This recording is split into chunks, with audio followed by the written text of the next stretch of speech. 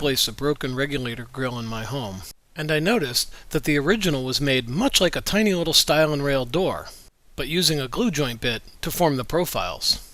So I thought I'd take a crack at it.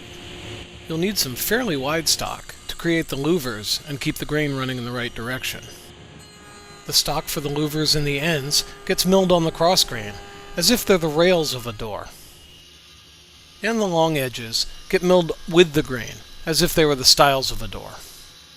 Now we can cross-cut our rail stock, but we're going to do it with the saw blade laid over at about a 20-degree angle, which creates the angles for the louvers in the vent, with the outside edges of the ends staying square. A thin rip jig setup is ideal for being able to cross-cut all of your louvers at exactly the same width.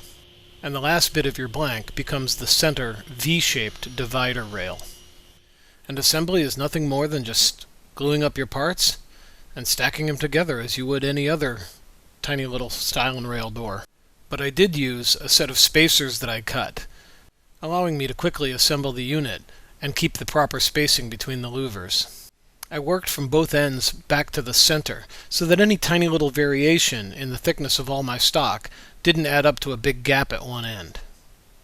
After the parts dried, they got sanded, the top edge was rounded over, and the bottom edge got rabbeted to fit my floor opening.